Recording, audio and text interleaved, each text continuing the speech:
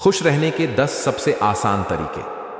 प्रेरणादायक कहानी। रवि नाम का एक युवा अपने जीवन में हमेशा कुछ न कुछ पाने की कोशिश में लगा रहता था। अच्छी नौकरी, बड़ा घर, लग्जरी कार, हर चीज हासिल करने के बाद भी उसे लगता था कि कुछ कमी है। एक दिन वह इतना थक गया कि उसने एक गांव में कुछ समय बिताने का फैसला किया, जहां उसके दादाजी रहते थे। गांव पहुंचते ही रवि ने देखा कि दादाजी के चेहरे पर एक अलग ही सुकून और खुशी थी। वह यह सोचकर हैरान था कि उनके पास न तो कोई बड़ी संपत्ति थी, न ही लग्जरी जीवन। फिर भी वे इतने खुश क्यों थे? रात के खाने के बाद रवि ने उनसे पूछा, दादाजी, आपके पास कुछ खास नहीं है, लेकिन आप हमेशा इतने खुश क्यों रहते हैं? मुझे भी खुश रहना है, पर समझ नहीं आता कि यह कैसे मुमकिन है। दादाजी मुस्कुराए और बोले, खुश रहना इतना मुश्किल नहीं है बेटा, तुम्हें बस कुछ आसान आदतें अपनानी होंगी। मैं तुम्हें 10 तरीके बताऊंगा जिनसे तुम हमेशा खुश रह सकते हो। दादाजी ने कहा, हर सुबह अपनी जिंदगी में जिन चीजों के लिए तुम शुक्रगुजार हो उन्हें याद करो। आभार महसूस करने से मन शांत होता है और खुशियां बढ़ती हैं। अगली सुबह रवि ने अपने जीवन में छोटी छोटी चीजों के लिए धन्यवाद दिया, जैसे उसका स्वस्थ शरीर, परिवार का प्यार और गांव में बिताने का समय। यह सोचते ही उसे महसूस हुआ कि उसके पास खुश होने के कई कारण हैं। ज्यादातर लोग या तो अतीत की गलतियों पर पछताते रहते हैं या भविष्य की चिंताओं में उलझे रहते हैं, दादाजी ने समझाया। लेकिन खुश वही रहता है जो वर्तमान का आनंद लेता है। रवि ने दादाजी के साथ खेतों में काम किया, बच्चों के साथ खेला और बिना किसी चिंता के पल का आनंद लिया। यह अनुभव उसके लिए नया और सुकून भरा था। दादाजी ने कहा, तुम्हारी खुशी तुम्हारे शरीर और मन की स्थिति पर निर्भर करती है। अच्छा खाओ, नियमित व्यायाम करो और पर्याप्त नींद लो। रवि ने महसूस किया कि वह शहर में अपने स्वास्थ्य को नजरअंदाज कर रहा था। उसने तय किया कि अब वह अपनी सेहत को प्राथमिकता देगा। जिंदगी में समस्याएं हर किसी के साथ होती हैं, लेकिन तुम्हारी सोच ही तुम्हें खुश या दुखी बनाती है, दादाजी ने समझाया। रवि ने कोशिश की कि वह हर स्थिति में सकारात्मक पहलू ढूंढे। धीरे धीरे उसे महसूस हुआ कि उसकी समस्याएं उतनी बड़ी नहीं थीं जितना वह उन्हें समझता था। सादगी में ही असली खुशी है, दादाजी ने कहा। उन्होंने बताया कि कम संसाधनों में भी कैसे गांव वाले खुश रहते हैं। रवि ने सीखा कि खुशी के लिए महंगे सामान या बड़ी चीजों की जरूरत नहीं होती। छोटी छोटी चीजें भी जीवन को सुखद बना सकती हैं। दादाजी ने रवि को गांव के एक बीमार बुजुर्ग के घर ले जाकर उनकी मदद करने को कहा। रवि ने महसूस किया कि दूसरों की मदद करने से उसे भी अंदर से खुशी और संतोष मिला। जब तुम दूसरों को खुश करोगे तो खुशी तुम्हारे पास खुद आ जाएगी, दादाजी ने कहा। हर दिन कुछ नया सीखो, दादाजी ने कहा। सीखने की प्रक्रिया ही तुम्हें बेहतर इंसान बनाती है और तुम्हें खुद पर गर्व महसूस कराती है। रवि ने गांव में मिट्टी के बर्तन बनाना सीखा। यह छोटा अनुभव भी उसे संतोष और खुशी से भर गया। तुम्हारे पास समय सबसे कीमती चीज है, इसे उन कामों में खर्च करो जो तुम्हें खुशी देते हैं, दादाजी ने समझाया। रवि ने देखा कि गांव वाले सुबह जल्दी उठते और दिन भर का समय योजनाबद्ध तरीके से बिताते। इससे उन्हें काम के साथ साथ आराम का भी समय मिल जाता था। जिंदगी में हर चीज तुम्हारे हिसाब से नहीं होगी, दादाजी ने कहा। जो चीजें तुम्हारे नियंत्रण में नहीं हैं, उन्हें स्वीकार करो और आगे बढ़ो। रवि ने महसूस किया कि वह कई बार चीजों को बदलने की कोशिश में खुद को दुखी कर लेता था। अब उसने चीजों को स्वीकार करना शुरू कर दिया। परिवार और दोस्तों के बिना खुशी अधूरी है, दादाजी ने समझाया। उनके साथ समय बिताओ और उनकी परवाह करो। रवि ने अपने परिवार और दोस्तों को फोन किया और उनसे दिल खोलकर बातें की। उसने महसूस किया कि अपनों के साथ समय बिताने से उसकी खुशी दोगुनी हो गई। कहानी का अंत गांव में बिताए 2 हफ्तों ने रवि की जिंदगी बदल दी। जब वह शहर वापस गया तो उसने अपनी जिंदगी में दादाजी द्वारा बताए गए 10 तरीकों को अपनाया। धीरे धीरे उसने महसूस किया कि अब वह ज्यादा खुश और संतुष्ट है। इस कहानी से हमें यह सीख मिलती है कि खुश रहना हमारे अपने हाथ में है। छोटी छोटी आदतों को अपनाकर हम एक खुशहाल और सकारात्मक जीवन जी सकते हैं। नमस्कार सभी को, अकेला व्यक्ति चैनल में आपका दिल से स्वागत है। आज मैं आपसे एक बहुत महत्वपूर्ण विषय पर बात करने जा रहा हूं, खुश रहने के 10 तरीके। खुशी हर इंसान की जरूरत है। हम चाहे कितने भी पैसे कमा लें, अगर खुश नहीं हैं तो वो सब व्यर्थ है।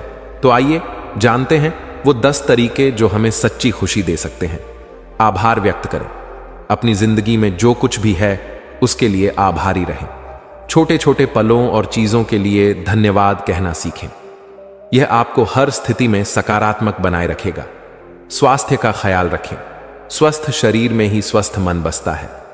रोजाना व्यायाम करें, संतुलित आहार लें और पर्याप्त नींद लें। ये आदतें आपकी खुशी का आधार बनेंगी। वर्तमान में जिएं। अतीत की गलतियों या भविष्य की चिंताओं में ना उलझें। वर्तमान क्षण को पूरी तरह से जिएं। यह आपको मानसिक शांति और खुशी देगा। अपने शौक पूरे करें। अपनी रुचियों और शौक को समय दें। यह न केवल आपको आत्मसंतोष देगा, बल्कि आपके अंदर रचनात्मकता भी लाएगा। सकारात्मक सोच रखें। नकारात्मक विचारों से बचें और हर स्थिति में कुछ अच्छा देखने की कोशिश करें। सकारात्मक सोच आपकी ऊर्जा को बढ़ाएगी। सहयोग और परोपकार करें। दूसरों की मदद करें। किसी की मुस्कान का कारण बनना अपने आप में एक बड़ी खुशी है। संबंधों को मजबूत करें। अपने परिवार और दोस्तों के साथ समय बिताएं। अच्छे रिश्ते मानसिक शांति और खुशी का स्रोत होते हैं। सीखने की इच्छा रखें। नई चीजें सीखते रहना आपको प्रेरित और उत्साहित रखेगा। यह आत्मविश्वास और खुशी को बढ़ाने में मदद करता है। ध्यान और प्रार्थना करें। ध्यान और प्रार्थना मन को शांत करते हैं और अंदरूनी खुशी प्रदान करते हैं। यह आपको जीवन की गहराई समझने में मदद करता है। छोटी छोटी खुशियों का आनंद लें। रोजाना की छोटी चीजों में खुशी ढूंढें, जैसे सूरज की पहली किरण, बच्चे की हंसी या एक कप चाय। इन सभी तरीकों को अपने जीवन में अपनाएं और देखिए कि आपकी जिंदगी कैसे बदलती है। खुशी आपके अंदर है, बस इसे पहचानने और अपनाने की जरूरत है। चलिए अब हम आपको खुशी के कुछ मंत्र बताते हैं, एक कहानी के माध्यम से। तो चलिए शुरू करते हैं। प्राचीन भारत की बात है, जब राजकुमार सिद्धार्थ ने राजमहल और उसकी सुख सुविधाओं को त्याग कर सत्य और शांति की खोज के लिए वन का रुख किया। वो खोज रहे थे उस सवाल का उत्तर जिसने उनकी आत्मा को झकझोर दिया था। जीवन का असली अर्थ क्या है? कई सालों तक उन्होंने तपस्या की, कठिन साधना की, लेकिन संतोष और शांति उनसे दूर ही रहे। एक दिन थके हारे सिद्धार्थ एक बोधि वृक्ष के नीचे बैठ गए। उन्होंने निश्चय किया कि जब तक सत्य का साक्षात्कार नहीं होगा वो यहां से नहीं उठेंगे। उस रात चांदनी फैली हुई थी। सारा जंगल शांत था। सिद्धार्थ ने अपनी आंखें बंद की और अपने भीतर झांकने लगे। जैसे जैसे उनकी साधना गहरी होती गई, उन्हें अपने अंदर के अंधकार का सामना करना पड़ा। उनके मन में सवाल उठे, दुख क्यों होता है? इसका अंत कैसे होगा? धीरे धीरे उन्होंने महसूस किया कि दुख का कारण हमारी इच्छाएं हैं। हम बाहरी चीजों में खुशी ढूंढते हैं, लेकिन असली खुशी तो हमारे अंदर है। उन्होंने जाना कि इंसान को केवल वर्तमान में जीना चाहिए। अतीत के पछतावे और भविष्य की चिंता से मुक्त होकर जीवन का आनंद लेना चाहिए। जब सुबह हुई तो सिद्धार्थ को आत्मज्ञान प्राप्त हुआ। अब वे गौतम बुद्ध बन चुके थे। उनकी आंखों में अपार शांति और करुणा थी। उन्होंने महसूस किया कि ज्ञान केवल अपने लिए नहीं, बल्कि दूसरों की भलाई के लिए है। इसके बाद बुद्ध ने अपने ज्ञान को फैलाने का कार्य शुरू किया। एक दिन एक महिला उनके पास आई। उसका नाम किसा गौतमी था। वह अपने मृत बच्चे को लेकर रो रही थी। उसने बुद्ध से विनती की, हे भगवान, मेरे बेटे को वापस जीवित कर दीजिए, मैं उसके बिना नहीं जी सकती। बुद्ध ने उसे शांतिपूर्वक देखा और कहा, मैं तुम्हारे बेटे को जीवित कर दूंगा, लेकिन पहले मुझे एक ऐसा घर खोज कर दो जहां कभी किसी की मृत्यु ना हुई हो। किसा गौतमी ने तुरंत खोज शुरू की। वह हर घर गई, लेकिन हर जगह उसे वही जवाब मिला, हमने भी अपनों को खोया है। धीरे धीरे उसे समझ में आया कि मृत्यु जीवन का अटूट हिस्सा है। वह बुद्ध के पास लौटी और बोली, अब मैं समझ गई हूं कि जीवन अनित्य है। मैं अपने दुख को समझकर इसे स्वीकार कर रही हूं। बुद्ध ने मुस्कुराकर कहा, समझ ही मुक्ति है। दुख को स्वीकार कर लेना ही सच्ची शांति का रास्ता है। गौतम बुद्ध की शिक्षाएं हमें सिखाती हैं कि जीवन में हर चीज क्षणिक है, दुख, सुख, जीत, हार, लेकिन सच्ची खुशी हमारे अंदर छिपी है। जब हम अपने अंतर्मन की रोशनी को पहचानते हैं तभी हमें सच्ची शांति मिलती है। इस कहानी का संदेश है कि हमें दुखों से भागना नहीं चाहिए, बल्कि उन्हें समझकर स्वीकार करना चाहिए। यही हमारे जीवन को संतुलित और शांत बना सकता है। भावनाओं और शिक्षा से भरी इस कहानी से हमें यह सीख मिलती है कि जीवन में सही दृष्टिकोण अपनाकर ही हम सच्ची खुशी और शांति पा सकते हैं। चलिए अब एक और कहानी के माध्यम से हम जानेंगे कि खुश कैसे रहे, ऐसा क्या करें कि हर गम में भी खुश रहे। तो चलिए जानते हैं एक साधु की कहानी के माध्यम से। खुश रहने के सबसे आसान तरीके क्या है? हमें लगता है कि खुश रहने के लिए कुछ खास तरह के हालात होने चाहिए, तभी हम खुश रह सकते हैं। हम आपको 10 सीख बताते हैं जिनकी मदद से आप आनंद पा सकते हैं। हम जीवन में जो भी करते हैं खुशी पाने के लिए करते हैं, लेकिन दुर्भाग्य से खुश रहना काफी मुश्किल काम लगता है। हमें लगता है कि खुश रहने के लिए कुछ खास तरह के हालात होने चाहिए, तभी हम खुश रह सकते हैं, लेकिन ऐसा नहीं है। हम बता रहे हैं कुछ आसान से नुस्खे जिन्हें अपनाकर आप हर हाल में हम खुश रह सकते हैं। जब आप बुनियादी रूप से खुश होते हैं, जब आपको खुश रहने के लिए कुछ करना नहीं पड़ता, तो आपके जीवन के हर आयाम में बदलाव आ जाएगा। आपके अनुभवों में और खुद को व्यक्त करने के तरीकों में बदलाव आ जाएगा। आपको पूरी दुनिया बदली हुई लगेगी। आपका अब कोई निहित स्वार्थ नहीं होगा, क्योंकि चाहे आप कुछ करें या ना करें, चाहे आपको कुछ मिले या ना मिले, चाहे कुछ हो या ना हो, आप स्वभाव से ही आनंदित होंगे। जब आप अपने स्वभाव से ही खुश होते हैं, तो आप जो भी करेंगे वह बिल्कुल अलग स्तर पर होगा। तो पहली सीख है, ध्यान रखें कि खुश रहना आपकी बुनियादी जिम्मेदारी है। किसी इंसान की पहली और सबसे महत्वपूर्ण जिम्मेदारी एक खुशमिजाज प्राणी होने की है। खुश रहना जीवन का चरम पहलू नहीं है, यह जीवन का बुनियादी पहलू है। अगर आप खुश नहीं हैं तो आप अपने जीवन में क्या कर सकते हैं? एक बार आप खुश हों, तभी दूसरी महान संभावनाएं खुलती हैं। चाहे आप जो भी करें, आप अपने अंदरूनी गुणों को ही विस्तार देते हैं और जगाते हैं। चाहे आप इस बात को पसंद करें या नहीं, हकीकत यही है। जब तक कि कोई महत्वपूर्ण चीज आपके भीतर घटित नहीं होती, आप दुनिया के लिए कुछ बहुत महत्वपूर्ण नहीं कर सकते। इसलिए अगर आप दुनिया के बारे में चिंतित हैं, तो पहली चीज आपको यह करनी चाहिए कि खुद को एक खुशमिजाज प्राणी में रूपांतरित करें। दूसरी सीख, पहचानें कि खुशी आपकी मूल प्रकृति है। इससे कोई फर्क नहीं पड़ता कि आप अपने जीवन में क्या कर रहे हैं, चाहे वह कारोबार हो, सत्ता, शिक्षा या सेवा।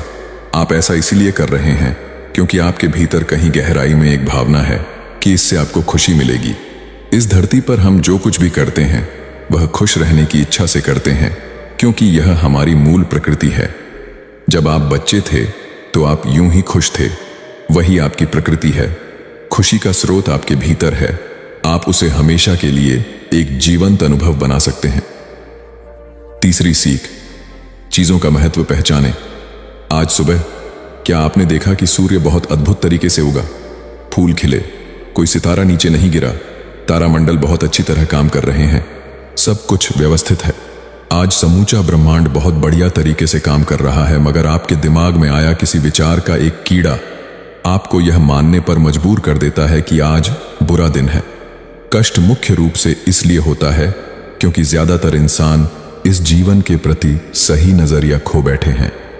उनकी मनोवैज्ञानिक प्रक्रिया अस्तित्व की प्रक्रिया से कहीं बड़ी हो गई है, या सीधे सीधे कहें तो आपने अपनी रचना को सृष्टा की सृष्टि से कहीं अधिक महत्वपूर्ण बना दिया है। यह सारी पीड़ा का बुनियादी स्रोत है। हम इस बात की पूरी समझ खो बैठे हैं कि यहां जीवित रहने के क्या मायने हैं। आपके दिमाग में आया कोई विचार या आपके मन की कोई भावना फिलहाल आपके अनुभव की प्रकृति को तय करती है, और यह भी हो सकता है कि आपके विचार और भावना का आपके जीवन की सीमित हकीकत से कोई लेना देना न हो। पूरी सृष्टि बहुत बढ़िया तरीके से घटित हो रही है, मगर सिर्फ एक विचार या भावना सब कुछ नष्ट कर सकती है। चौथी सीख है, अपने मन या दिमाग को उसके असली रूप में देखें। जिसे आप मेरा मन कहते हैं, वह असल में आपका नहीं है। आपका अपना कोई मन नहीं है। कृपया इस पर ध्यान दें। जिसे आप मेरा मन कहते हैं, वह बस समाज का कूड़ेदान है। कोई भी और हर कोई जो आपके पास से गुजरता है वह आपके दिमाग में कुछ ना कुछ डाल जाता है। आप वाकई यह चुन नहीं सकते कि किससे आपको चीजें ग्रहण करनी है और किससे नहीं करनी। अगर आप कहते हैं मुझे यह व्यक्ति पसंद नहीं है, तो आप किसी भी और से ज्यादा उस इंसान से ग्रहण करेंगे। आपके पास कोई चारा नहीं है।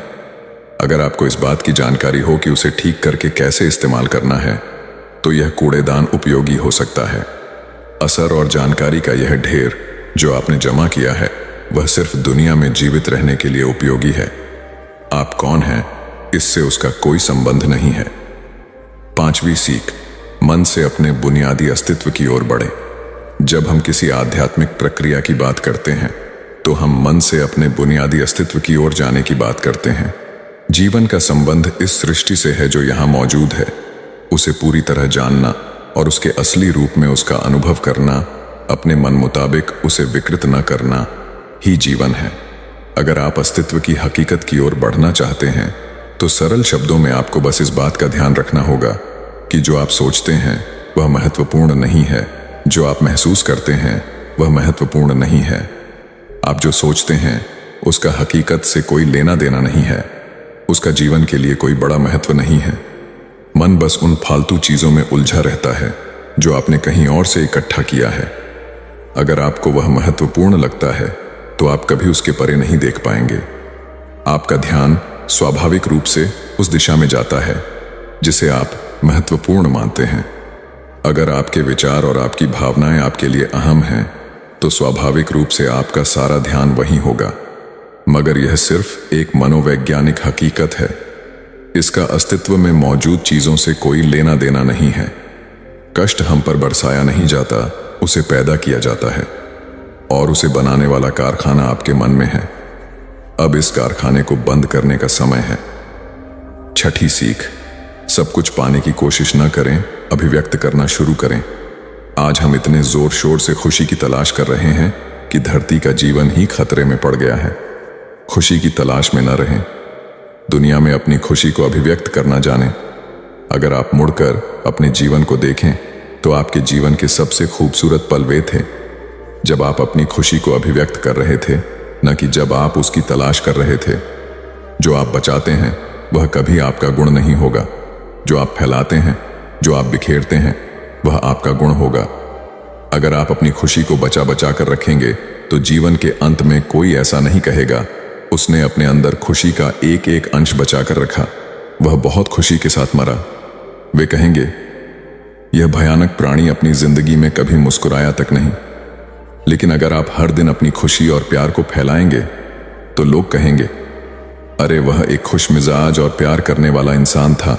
7वीं सीख, पंटर सुख और दुख में मुस्कुराइए। सुबह जब आप उठते हैं तो पहली चीज आपको यह करनी चाहिए कि आप मुस्कुराएं। किस पर?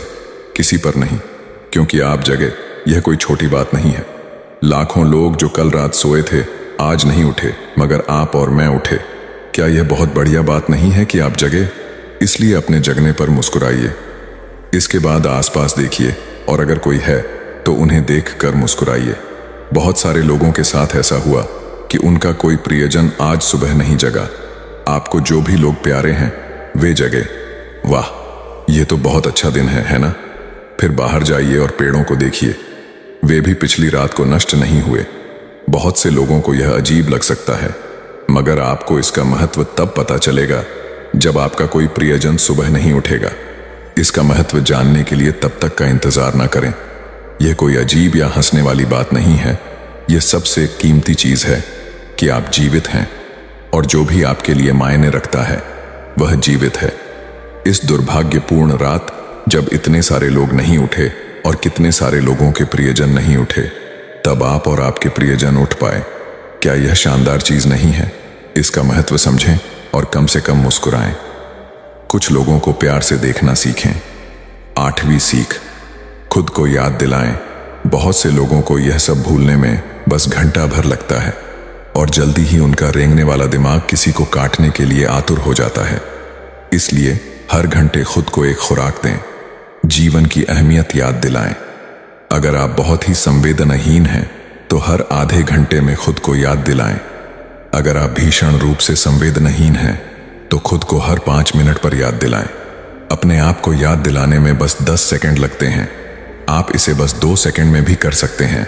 मैं जीवित हूं, तुम जीवित हो। और क्या चाहिए? 9वीं सीख, जो आपके अंदर है उसे बदलें। वर्तमान में आपके जीवन की गुणवत्ता उन कपड़ों से तय नहीं होती जो आप पहनते हैं। वह आपकी शैक्षिक योग्यताओं, आपकी परिवार की स्थिति या आपके बैंक बैलेंस से तय नहीं होती। आपके जीवन की गुणवत्ता इस पर निर्भर करती है कि आप अपने भीतर कितने शांत और खुश हैं। निश्चित रूप से जिसे भोजन नहीं मिलता और जिसके पास जीवित रहने के लिए जरूरी बुनियादी चीजों की कमी है, वह शारीरिक रूप से बहुत कष्ट में होगा। इस पर ध्यान दिए जाने की जरूरत है। ऐसे लोगों के लिए हमें उन बुनियादी चीजों की व्यवस्था करनी होगी, मगर बाकियों के लिए उनकी जरूरतें एक अंतहीन सूची है। आपको लगता है कि कार चला रहा आदमी सड़क पर पैदल चल रहे आदमी से ज्यादा खुश है? नहीं, आपके पास क्या है उससे यह तय नहीं होता। यह इस पर निर्भर करता है कि वे उस समय कैसा महसूस कर रहे। 10वीं और आखिरी सीख, अपने आप को दूसरों से तुलना करना छोड़ दें। ज्यादातर लोग इसलिए दुखी नहीं होते क्योंकि उनके पास किसी चीज की कमी होती है। वे दुखी इसलिए होते हैं क्योंकि वे खुद की तुलना किसी और से करते हैं। आप एक मोटर बाइक चला रहे हैं, आप किसी को मर्सिडीज चलाते देखते हैं और खुद को दुखी कर लेते हैं। साइकिल पर चलने वाला कोई व्यक्ति आपको मोटर बाइक पर देखता है और यह उसके लिए लिमोसीन है। पैदल चलता कोई व्यक्ति साइकिल को देखकर सोचता है, अरे वाह, अगर मेरे पास सिर्फ यह साइकिल होती तो मैं अपनी जिंदगी में क्या क्या कर लेता। यह एक बेवकूफाना खेल है जो चलता रहता है।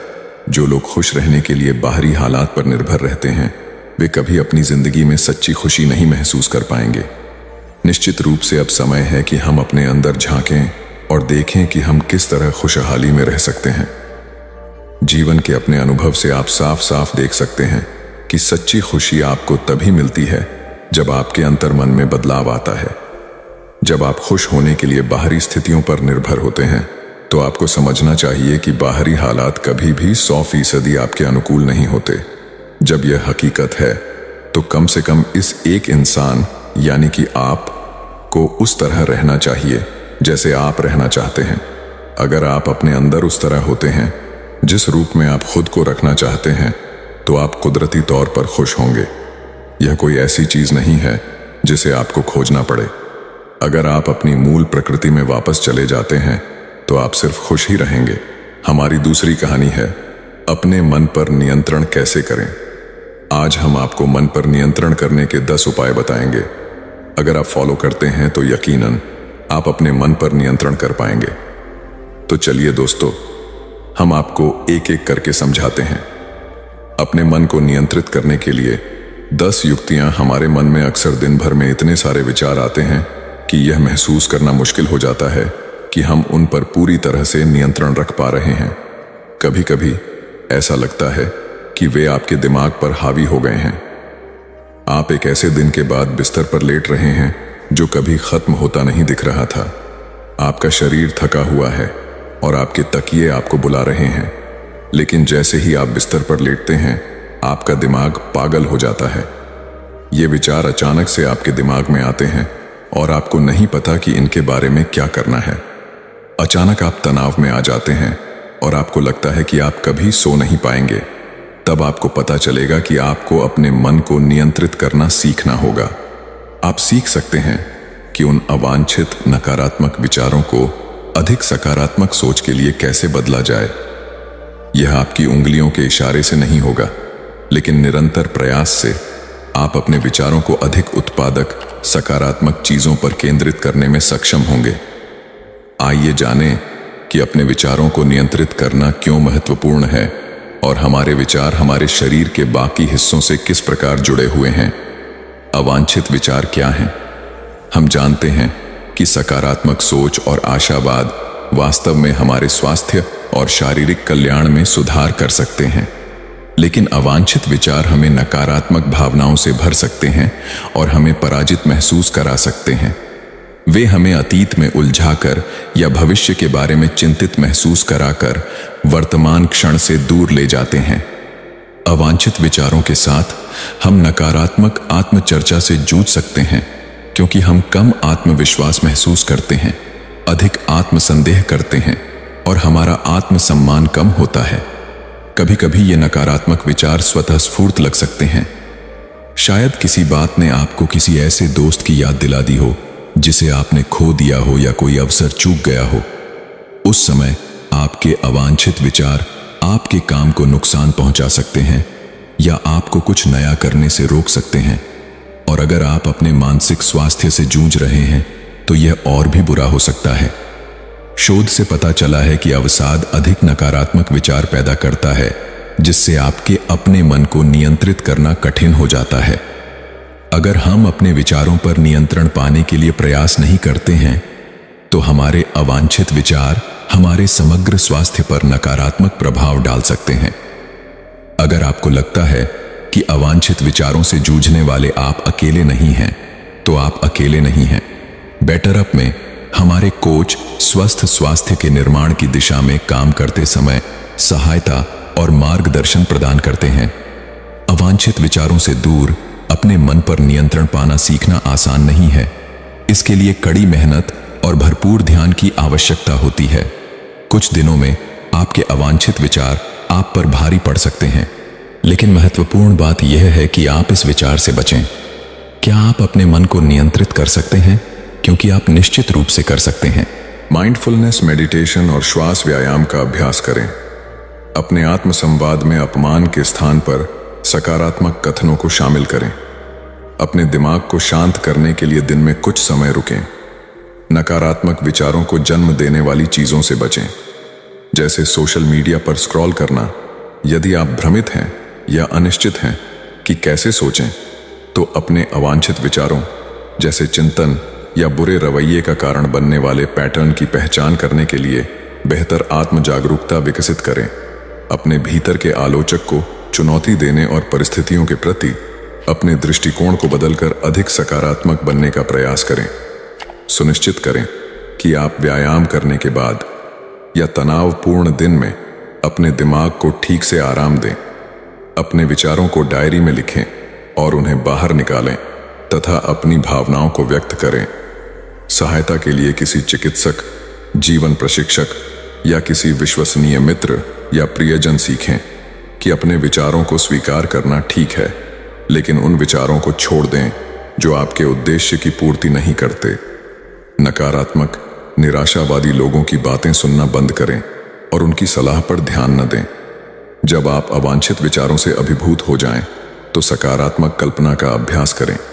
अपना ध्यान भटकाएं, चाहे वह किसी दोस्त को कॉल करना हो, कोई शो देखना हो या टहलने जाना हो। कुर्सी पर आराम करती महिला अपने मन को कैसे नियंत्रित करें? अपने मन पर नियंत्रण रखना क्यों महत्वपूर्ण है? अपने मन पर नियंत्रण रखने से हमें अपने अल्पकालिक और दीर्घकालिक लक्ष्यों को प्राप्त करने में मदद मिलती है। यह हमें एक स्पष्ट, आत्मविश्वासी, विकास मानसिकता के साथ पेशेवर और व्यक्तिगत रूप से अपने दिन गुजारने में मदद करता है।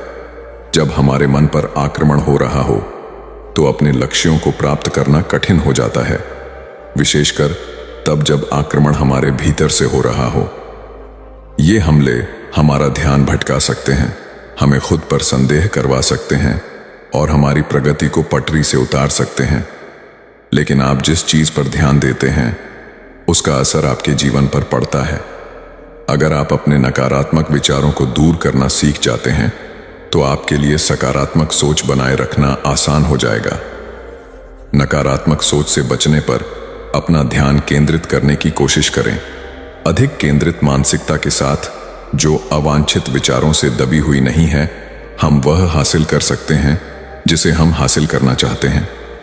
कभी कभी हमें अपने मन को उन विचारों से दूर रखना पड़ता है जो सकारात्मक लगते हैं, लेकिन वास्तव में हमें किसी नकारात्मक या परेशान करने वाली चीज की ओर ले जा सकते हैं।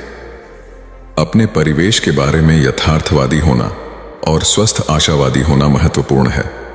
बहुत ज्यादा सकारात्मक होना, इस हद तक कि यह विषाक्त हो जाए, हमारे दिमाग के लिए भी अच्छा नहीं है। इसे पहचानना और नियंत्रित करना उतना ही महत्वपूर्ण है जितना कि अपने अवांछित विचारों को प्रबंधित करना। अपने मन को नियंत्रित करने के क्या लाभ हैं?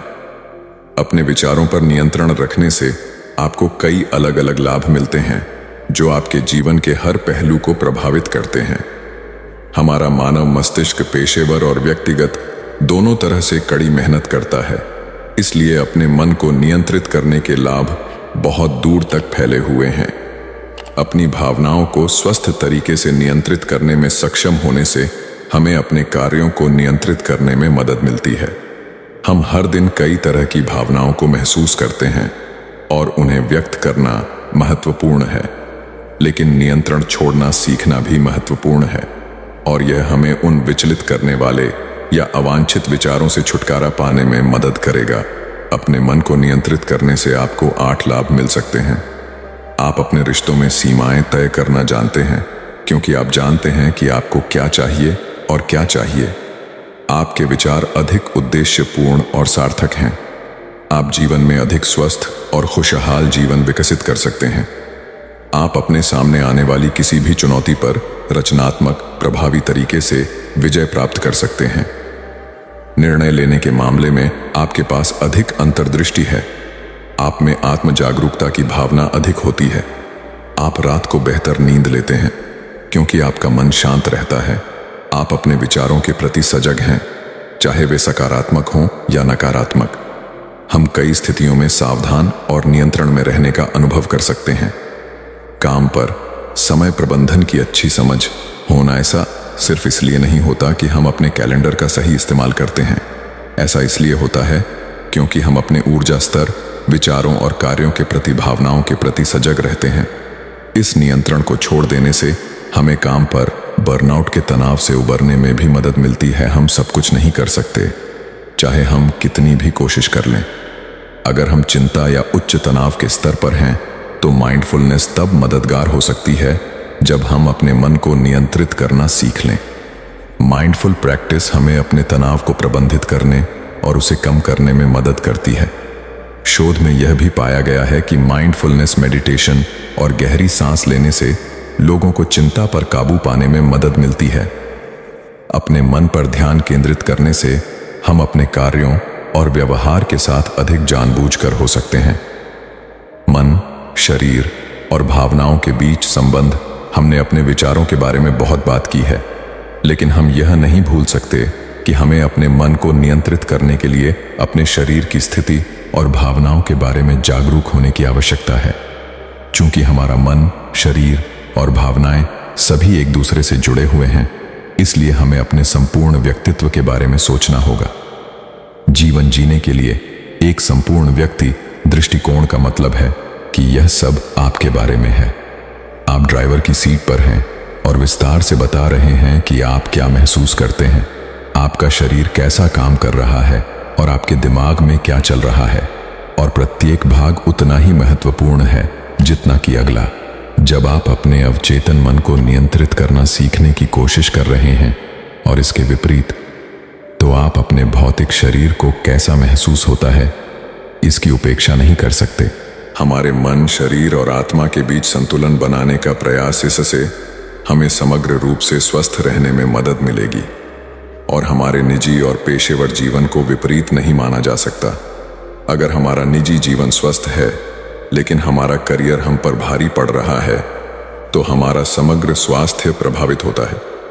अपने करियर में सफल होने के लिए यह भी जरूरी है कि हम रात को ठीक से सोएं, संतुलित भोजन करें और सामाजिक संबंध बनाएं। अगर आप किसी एक क्षेत्र की उपेक्षा कर रहे हैं क्योंकि वह महत्वहीन लगता है, तो आप अपना जीवन नहीं बदल सकते। आप एक संपूर्ण व्यक्ति हैं और आपको अपने संपूर्ण स्व का ध्यान रखना चाहिए। याद रखें, आप अपने मन के मालिक हैं, जैसा कि संपूर्ण व्यक्ति दृष्टिकोण बताता है। अपने आप को यह याद दिलाना महत्वपूर्ण है कि आप नियंत्रण में हैं। कोई और आपको यह नहीं बता सकता कि आपको क्या सोचना चाहिए या क्या नहीं, इसलिए यह आप पर निर्भर है कि आप क्या काम करते हैं। कभी कभी अपने अवांछित विचारों को चुनौती देना और उन्हें दूर करने के लिए आवश्यक कड़ी मेहनत करना कठिन हो सकता है, लेकिन बहादुर बनकर और अब भी नकारात्मक विचारों से निपटना भविष्य में स्वस्थ, अधिक सकारात्मक सोच के लिए जगह बनाएगा। आप तय करते हैं कि आपके मन में कौन से विचार आते हैं और आप उनसे कैसे बातचीत करते हैं। भविष्य में अपने आप से पूछें, क्या आप अपने मन को खुद पर नियंत्रण करने देंगे या आप अपने मन को नियंत्रित करना सीखने की दिशा में काम करेंगे? हर किसी को यह महसूस करने का हक है कि उनका दिमाग उनका अपना है। यह आपको आवश्यक सहायता प्रदान कर सकता है ताकि आप अपने अवांछित विचारों से छुटकारा पा सकें और उन्हें ऐसे विचारों से प्रतिस्थापित कर सकें जो आपकी भलाई में मदद करते हैं। तो चलिए अब चलते हैं अपनी तीसरी और आखिरी कहानी की तरफ। ये स्टोरी हम आपको एक कहानी के माध्यम से साझाएंगे, तो चलिए शुरू करते हैं। एक राजा ने अपने पुरुषार्थ से राज्य को समृद्ध बना दिया था। राज्य में रण बड़ी सुखी थी क्योंकि वह प्रत्येक वर्ग के हितों को ध्यान में रखकर काम करता था। जब राजा वृद्ध हुआ तो उसे योग्य उत्तराधिकारी को चिंता सताने लगी क्योंकि उसे लगता कि योग्य उत्तराधिकारी के बिना सुव्यवस्था अव्यवस्था में बदल जाएगी और प्रजा की परेशानी बढ़ जाएगी। हालांकि राजा का एक बेटा था, किंतु वह अत्यधिक आलसी और कर्महीन था। वह स्वयं को मालिक समझता और शेष सभी को अपना गुलाम। यह अहंकार उसके आचरण में सदैव झलकता था। राजा उसे सुधारने के उद्देश्य से बुद्ध के आश्रम में छोड़ आया। बुद्ध ने अगले ही दिन राजकुमार को आदेश दिया, वत्स, यहाँ से 5 कोस पर एक जंगल है, तुम वहां जाकर फूलों के कुछ पौधे ले आओ और उन्हें आश्रम के अहाते में लगा दो। यह सुनते ही राजकुमार को बड़ा क्रोध आया क्योंकि उसने तो आदेश देना ही सीखा था।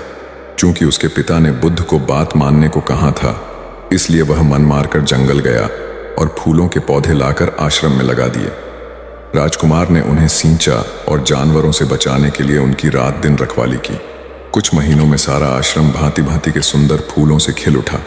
राजकुमार अपनी मेहनत का ऐसा फल देखकर बहुत प्रसन्न हुआ। बुद्ध ने उसे शाबाशी देते हुए समझाया, वत्स, याद रखो, जो सोता है उसका भाग्य भी सो जाता है और जो चलता है उसका भाग्य निरंतर उसके साथ चलता है। अब राजकुमार कर्मठ बन चुका था। राजा को अपना योग्य उत्तराधिकारी मिल गया था। कर्म सफलता की कुंजी है, अतः सदैव कर्मरत रहना चाहिए। एक दिन एक शिक्षित युवक बुद्ध के पास आया। उसने बुद्ध को प्रणाम कर अपनी जिज्ञासा रखी, गुरुजी, आप ईश्वर की बात करते हैं, क्या आपने ईश्वर के दर्शन किए हैं जो आप साधिकार इस विषय पर इतना कुछ कह पाते हैं? बुद्ध ने कुछ नहीं कहा और स्नेहपूर्वक उसके सिर पर हाथ फेर दिया। युवक ने समझा कि बुद्ध के पास मेरे प्रश्न का उत्तर नहीं है।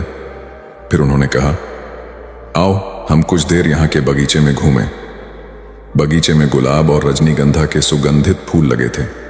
युवक बोला, गुरुजी, इन फूलों की सुगंध से सारा वातावरण महक रहा है।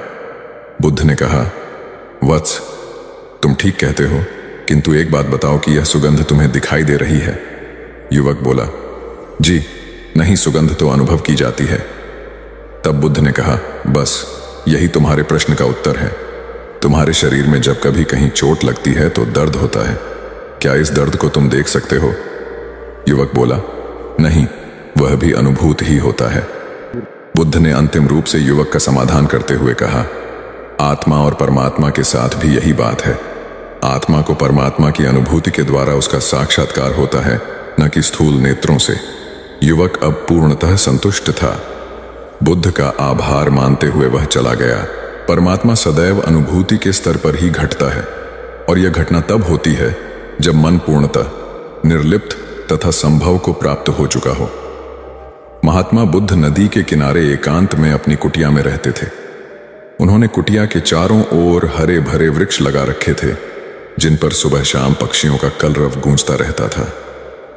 प्रकृति का यह मधुर सान्निध्य महात्मा बुद्ध को सदैव आनंदित रखता था। पक्षी और पेड़ पौधे तो मानो उनका परिवार ही बन गए थे। एक दिन महात्मा बुद्ध प्रातःकालीन उठे ही थे कि द्वार पर उन्हें एक सेठ जी खड़े नजर आए। उन्हें चिंताग्रस्त देख महात्मा बुद्ध ने उनसे समस्या जाननी चाहिए। सेठ जी बोले, महाराज, मेरे पास विशाल संपदा है, भरा पूरा परिवार है और मुझे कोई रोग भी नहीं है। फिर भी मुझे नींद नहीं आती, रात भर करवटें ही बदलता रहता हूं। महात्मा बुद्ध ने आत्मीयता से सेठ जी के सिर पर हाथ फेरकर कहा, सेठ, तुम्हारे पास सब कुछ भले ही हो, किंतु वह नहीं है जो नींद के लिए आवश्यक है। सेठ ने पूछा, वह क्या है महाराज? महात्मा बोले, तुम चारों ओर चिंताओं से घिरे हो, धन संपत्ति की चिंता, व्यापार व्यवसाय की चिंता, परिवार की चिंता। स्मरण रखो कि चिंता चयन में शत्रुता है। सेठ ने इससे बचने का उपाय पूछा तो उन्होंने कहा, तुम प्रकृति से शिक्षा ग्रहण करो। पेड़ पौधे, फूल, पानी और प्रकाश के रूप में उसकी अनंत संपदा चारों ओर बिखरी हुई है, किंतु वह चिंता मुक्त है। अपनी इस दौलत को पूरी दुनिया पर दोनों हाथों से सत्य लुटाती रहती है। तुम यदि उससे प्रेरणा लेकर अपना जीवन भी उसके अनुरूप बना लोगे तो तुम्हें न केवल नींद आएगी बल्कि अतीव शांति महसूस होगी। सेठ ने महात्मा बुद्ध की बात का मर्म समझा और लोक कल्याण की राह पर चल पड़ा। धन और ज्ञान देने से बढ़ते ही हैं, इसलिए इनके संग्रह के साथ साथ इनके दान की वृत्ति भी रखनी चाहिए। एक गरीब किसान गौतम बुद्ध का बहुत बड़ा भक्त था। एक दिन वह बुद्ध के पास आया और अपने गांव आने का आग्रह किया। बुद्ध उसके गांव पहुंचे तो सारा गांव उन्हें देखने व सुनने के लिए उमड़ पड़ा, किंतु वह किसान नहीं आया। हुआ यह कि उसी दिन किसान के बैलों की जोड़ी कहीं खो गई। किसान इस दुविधा में रहा कि बुद्ध का प्रवचन सुने या अपने बैलों को खोजे। काफी सोचने के बाद उसने अपने बैलों को खोजने का निर्णय किया। घंटों भटकने के बाद बैल मिले। थका हारा किसान घर आया और भोजन कर सो गया। अगले दिन वह अति संकोच से क्षमा प्रार्थी बन बुद्ध के पास पहुंचा तो वे बड़े स्नेह से बोले, मेरी दृष्टि में यह किसान मेरा सच्चा अनुयायी है। इसने उपदेश से अधिक महत्व कर्म को दिया। यदि यह कल बैलों को न ढूंढते हुए उपदेश सुनता तो मेरी बातें इसकी समझ में नहीं आती, क्योंकि मन बैलों में अटका रहता। इसने कर्म को महत्व देकर प्रशंसनीय काम किया। सार यह है कि हम जहां जिस भूमिका में हों उसका ईमानदारी से निर्वाह करें। यही सच्ची आध्यात्मिकता है, क्योंकि प्रत्येक धर्म कर्म को ही सर्वोपरि महत्व देता है। गौतम बुद्ध को उनके अनुयायी यदि स्नेह से कहीं बुलाते तो वे अवश्य जाते। फिर जब बुद्ध पहुंचते तो श्रोताओं की भारी भीड़ उमड़ पड़ती। बुद्ध के वचनों में जो अमृतत्व होता था उसका पान करना सभी को प्रीतिकर लगता था। उनके उपदेशों में ऐसा कुछ अवश्य होता था जिससे गंभीर समस्याएं सुलझ जाती और कुछ न कुछ सार्थक भी प्राप्त हो। सार यह है कि हम जहां जिस भूमिका में हो उसका ईमानदारी से निर्वाह करें। यही सच्ची आध्यात्मिकता है, क्योंकि प्रत्येक धर्म कर्म को ही सर्वोपरि महत्व देता है। गौतम बुद्ध के पास उनका प्रिय शिष्य पूर्ण पहुंचा। बुद्ध ध्यानावस्था में बैठे थे। पूर्ण के पहुंचने पर उन्होंने आंखें थोड़ी सी खोली और पूर्ण से आने का कारण पूछा तो उसने कहा, मैं धर्म प्रचार के लिए जाना चाहता हूं, आपकी आज्ञा चाहिए। बुद्ध मुस्कुराए और कहा, पूर्ण, धर्म की राह बहुत मुश्किल है। तुम लोगों को अच्छी बातें बताने जाओगे और लोग तुम पर नाराज होंगे। हो सकता है कि अपशब्द भी कहे। इस पर पूर्ण ने कहा, कोई बात नहीं, मैं यह सोचकर उनकी बातों पर ध्यान नहीं दूंगा कि उन्होंने अपशब्द ही कहे, पिटाई तो नहीं की। बुद्ध बोले, हो सकता है कि कुछ लोग हाथ उठा दें। पूर्ण ने कहा, तब मैं यह सोचकर उन्हें क्षमा कर दूंगा कि उन्होंने मुझ पर शस्त्रों से प्रहार तो नहीं किया। बुद्ध फिर बोले, हे पूर्ण, हो सकता है कि कुछ लोग तुम पर शस्त्रों का भी उपयोग करें। पूर्ण ने उत्तर दिया, तब मैं यह सोचकर उनके प्रति कोई प्रतिकार की भावना नहीं रखूंगा कि उन्होंने मुझे मारा, पर जान से तो नहीं मार डाला, मुझे जीवित छोड़ दिया। बुद्ध ने फिर कहा, और यदि तुम्हारे प्राण ही ले लिए तब? पूर्ण ने तत्क्षण सिर झुकाकर कहा, तब मैं उनका आभारी रहूंगा कि उन्होंने धर्म के मार्ग पर मेरे प्राणों का उत्सर्ग करने में मेरी सहायता की। मैं उनके प्रति कृतज्ञ रहूंगा। तब बुद्ध ने आंखें खोली और आशीर्वाद देकर अनुमति दी तथा पूर्ण से कहा, अब तुम धर्म प्रचार करने के पात्र हो। जो किसी में भी कोई दोष न देखे वही सच्चा है। अच्छाई के मार्ग पर चलना बहुत मुश्किल काम है। जो इस राह पर चलता है उसके मार्ग में अनेक बाधाएं आती हैं, लेकिन जो व्यक्ति किसी में भी दोष न देखे वही बाधाओं को सहजता से पार कर अपने लक्ष्य को पूरा कर पाता है। एक बार गौतम बुद्ध जब वन से गुजर रहे थे तब एक राक्षसी हाथ में तलवार लेकर प्रकट हुई और कहा, अरे बुद्ध, आज तुम्हारे प्रेम को मेरी घृणा के सामने झुकना ही पड़ेगा। आज तुम्हारे जीवन का अंतिम दिन है। बुद्ध ने मुस्कुराते हुए उत्तर दिया, मैं घृणा, उपहास और द्वेष के आगे नतमस्तक नहीं होऊंगा। मैं निंदा, प्रशंसा अथवा उपहास किसी से भी प्रभावित नहीं होता। तुम मुझसे इतनी घृणा करती हो, पर मैं तो तुमसे भी प्रेम करता हूं। राक्षसी ने पूछा, तुम मुझसे प्रेम क्यों करते हो? बुद्ध बोले, मैं तुम्हें मां का रूप देख रहा हूं और मां तो प्रेम का रूप होती है, उसमें हिंसा हो ही नहीं सकती। इतना सुनते ही राक्षसी के हाथ से तलवार गिर पड़ी। हे बुद्ध, तुम धन्य हो। इतना कहते ही बहदेवी में बदल गई और अंतर्धान हो गई। दरअसल जो लोग दूसरों से द्वेष करते हैं, अंत में एक दिन घृणा उन्हें नष्ट कर देती है। घृणा से घिरे हुए लोगों को एक दिन घृणा ले डूबती है। प्रेम सत्य के आवरण से ढका होता है। सत्य से जुड़ा हुआ व्यक्ति सदैव आनंद में जीता है। सत्य को केवल अपने तक सीमित मत रखो, उसे अपने कर्मों में ढालना होगा। सत्य रूपी गुलाब की खुशबू है कर्म। अपने कर्म को प्रेम और सत्य में डुबो कर करो। प्रेम और सत्य मनुष्य को विकास की ओर ले जाते हैं। ध्यान रहे कि ये दोनों मार्ग ईश्वर की ओर जाते हैं। इस मार्ग पर चलने वाले सहज में ही आनंद और शांति को पा लेते हैं। गौतम बुद्ध भ्रमण करते हुए वैशाली नगर के वन विहार में पहुंचे। उनके आगमन का समाचार पूरे नगर में फैल गया। कुछ ही समय में मानो पूरा नगर उनके दर्शन के लिए उमड़ पड़ा। बड़े व्यापारी, शिक्षाविद, समाज सेवी, अधिकारी और राज परिवार से जुड़े कई वरिष्ठ भी वहां पहुंचे। सभी की भावना थी कि तथागत बुद्ध अपने शिष्यों सहित उनके निवास पर पहुंचे एवं भोज का आमंत्रण स्वीकारें। बुद्ध सभी के निवेदन को सुन रहे थे और स्वभावगत मुस्कान के साथ आमंत्रण का आभार व्यक्त कर रहे थे। तभी वैशाली की यात गणिका आम्रपाली भी वहां पहुंची। वह बुद्ध की शिक्षा से प्रेरित होकर बहुत पहले ही अपनी गणिका वृत्ति त्याग चुकी थी। उसने भी बुद्ध को भोजन का आमंत्रण दिया। बुद्ध ने तत्काल उसे स्वीकार किया और अगले दिन भिक्षुओं सहित उसके घर आने की सहमति दे दी। बुद्ध के एक शिष्य को यह बात अच्छी नहीं लगी कि इतने सारे वरिष्ठों के निवेदन के बावजूद बुद्ध ने आम्रपाली का आमंत्रण स्वीकारा। शिष्य की दृष्टि में आम्रपाली गणिका होने से घृणित कर्म से जुड़ी रही थी। जब सभी लोग चले गए तब शिष्य ने पूछा, भगवान, इतने लोगों ने आपको न्योता दिया, फिर आपने आम्रपाली का ही आमंत्रण क्यों स्वीकारा? बुद्ध ने कहा, माना वह गणिका थी, लेकिन पश्चाताप की अग्नि में तपकर वह निर्मल हो चुकी है। यदि कोई व्यक्ति इस निर्मलता को प्राप्त कर ले तो वह उनसे भी श्रेष्ठ हो जाता है, जो ऐसे किसी घृणित कर्म में लीन न रहे हों। ऐसे व्यक्ति का आमंत्रण स्वीकारने में संकोच नहीं होना चाहिए। कोई व्यक्ति जब तक बुरे कामों में संलग्न रहता है तब तक उससे दूरी रहे तो ठीक है, लेकिन जो बुरे कामों को छोड़ दे उसे स्वीकार करने में संकोच नहीं करना चाहिए। इससे उसकी अच्छाई की ओर बढ़ने की भावना को बल मिलता है। गौ बुद्ध के जीवन की एक घटना है। उन्होंने नियम बना रखा था कि वे अपने संघ में स्त्रियों को स्थान नहीं देंगे। स्त्रियों के लिए भिक्षु होने की दीक्षा उन्होंने वर्जित कर रखी थी। एक समय गौतम बुद्ध एक गांव में ठहरे हुए थे। वहां महाप्रजापति गौतमी उनके पास पहुंची। उन्होंने बुद्ध से कहा, आप स्त्रियों को भी दीक्षा दें, किंतु बुद्ध ने अस्वीकार कर दिया। अनेक स्त्रियां इकट्ठी हुईं और उन्होंने विचार किया कि कैसे गौतम बुद्ध से स्वीकृति प्राप्त की जाए। स्त्रियों ने निर्णय लिया कि स्वयं सेविकाएं बनकर गौतम बुद्ध के समक्ष पहुंचा जाए। गौतमी ने अपने बाल काटे, भिक्षु के वस्त्र पहने और अनेक स्त्रियों के साथ बुद्ध के सामने पहुंच गई। उनकी यह मांग थी कि स्त्रियों को भी दीक्षा दी जाए। बुद्ध ने उनकी बात को स्वीकार नहीं किया। स्त्रियां निराश हुई। जब बुद्ध के एक शिष्य आनंद ने स्त्रियों को देखा, उनके पांव सूजे हुए थे, उन पर धूल चढ़ी हुई थी, उनकी आंखों से आंसू बह रहे थे।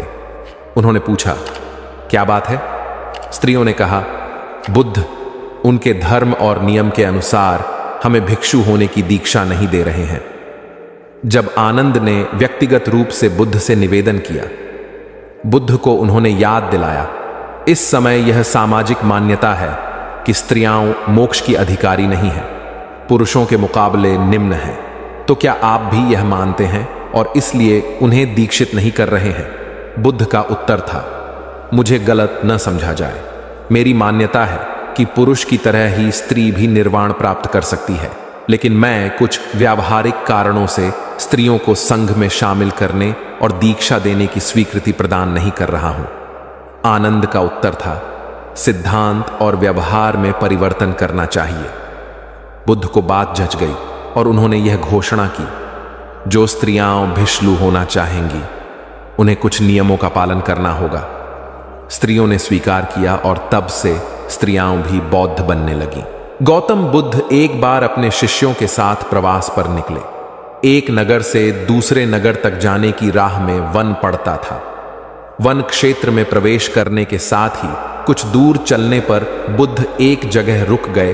पीछे आ रहे शिष्यों का समूह भी उन्हें देख उसी स्थान पर रुका, लेकिन वहां रुके रहना शिष्यों के लिए मुश्किल हो गया, क्योंकि सामने एक क्षत विक्षत शव पड़ा था और उसकी दुर्गंध वातावरण में फैल रही थी।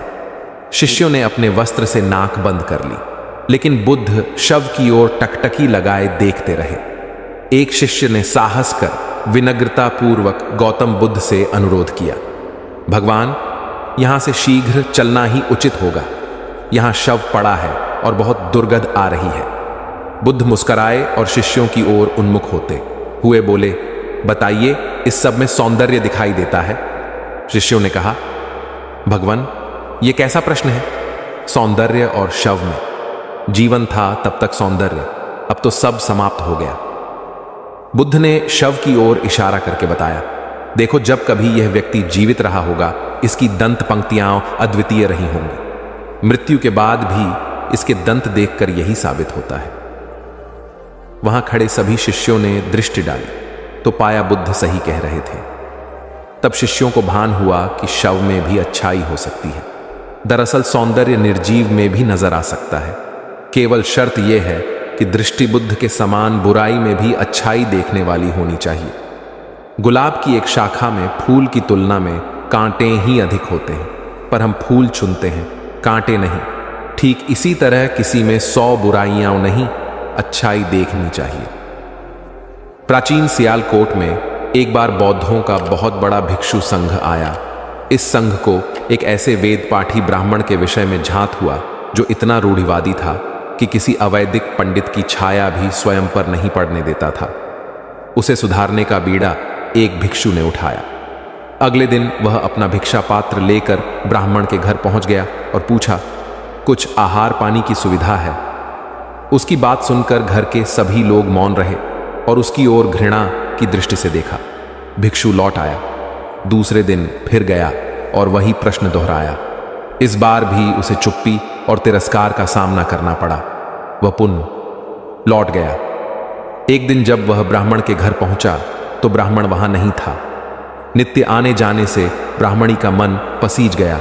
वह बोली, मैं तो तुम्हें आहार पानी दे दूं, किंतु पंडित जी की नाराजगी के कारण विवश हूं। भिक्षु ने कहा, कोई बात नहीं बहन, मैं अपना काम करता हूं, तुम अपना काम करो। वापस लौटते हुए भिक्षु को ब्राह्मण मिल गया। उसने भिक्षु को खूब खरी खोटी सुनाई। तब भिक्षु ने कहा, इतने दिनों तक आपके घर से कुछ नहीं मिला, किंतु आज आपकी पत्नी ने नहीं दी है, अब किसी दिन हां भी मिल जाएगा। ब्राह्मण थोड़ा शांत हुआ और बोला, यह क्रम कब तक जारी रखोगे? भिक्षु ने उत्तर दिया, जब तक जीवित हूं। उसका धैर्य देख ब्राह्मण का अहंकार पिघल गया और उसने भिक्षु से क्षमा मांगी। वस्तुतः धैर्य व सहिष्णुता के बल पर बड़ी से बड़ी प्रतिकूलता को अनुकूलता में बदला जा सकता है। भगवान बुद्ध के प्रवचन सुनने के लिए एक व्यक्ति नियमित रूप से आता था। इस प्रकार उसे 1 माह हो चुका था, किंतु उसके जीवन पर कोई प्रभाव नहीं पड़ा। भगवान बुद्ध उपदेश में कहते थे कि धर्म पर चलो, अपने जीवन से राग द्वेष को दूर करो, काम क्रोध लोभ मोह और अहंकार से सदा दूर रहो। बुद्ध के उपदेशों से लोगों को बहुत शांति मिलती थी, किंतु उस व्यक्ति का मन अशांत रहता था। एक दिन उसने बुद्ध से जाकर कहा, हे प्रभु, मैं 1 माह से आपका उपदेश सुन रहा हूं, किंतु उसका तनिक भी असर मेरे आचरण पर नहीं पड़ा। मैं बहुत परेशान हूं, मुझे क्या करना चाहिए? बुद्ध उनकी बात सुनकर बोले, तुम कहां के रहने वाले हो? उसने कहा, श्रावस्ती का। बुद्ध ने अगला प्रश्न किया, वह यहां से कितनी दूर है? उसने अनुमान से बता दिया। बुद्ध ने पुनः जिज्ञासा प्रकट की, कितना समय लगता है? उस व्यक्ति ने हिसाब लगाकर बता दिया। बुद्ध ने कहा, अब बताओ कि क्या तुम यहां पर बैठे बैठे ही अपने घर पहुंच सकते हो? उसने कहा, यह कैसे हो सकता है? वहां पहुंचने के लिए तो चलना होगा। तब बुद्ध ने बड़े प्रेम से उसे समझाया, जैसे चलने पर ही पहुंचा जा सकता है, वैसे ही अच्छी बातों पर अमल करने से ही लाभ होता है। हे प्यारे, तुम मेरे ज्ञान के साथ अपने कर्म को जोड़ दो, तब तुमको उत्तम फल मिलेगा। उस व्यक्ति को अपनी गलती समझ में आ गई। उसने अपने जीवन में सुधार कर लिया, जिससे उसका जीवन सदाचारी बन गया। एक छोटी सी नदी थी, उसके दोनों किनारों पर लोग रहते थे। नदी के पानी से दोनों ओर के लोग अपना अपना काम चलाते थे और सुखमय जीवन बिताते थे। एक बार संयोग से पानी को लेकर दोनों पक्षों में तनातनी हो गई। वे एक दूसरे पर आरोप लगा रहे थे कि तुम ज्यादा पानी ले रहे हो। जब आपसी बातचीत में मामला नहीं निपटा तो वे मरने मारने पर उतारू हो गए। उनके पास जो भी हथियार थे उन्हें तत्काल निकाल लाए और एक दूसरे पर टूट पड़ने को आमादा हो गए। तभी किसी ने जाकर भगवान बुद्ध को सूचना दी। उन्होंने दोनों पक्षों के प्रतिनिधियों को बुलाया और तकरार का कारण पूछा। दोनों प्रतिनिधियों ने अपना अपना पक्ष रखा। बुद्ध ने दोनों की बातें सुनी और मुस्कुराकर कहा, तो तुम लोग क्या करोगे?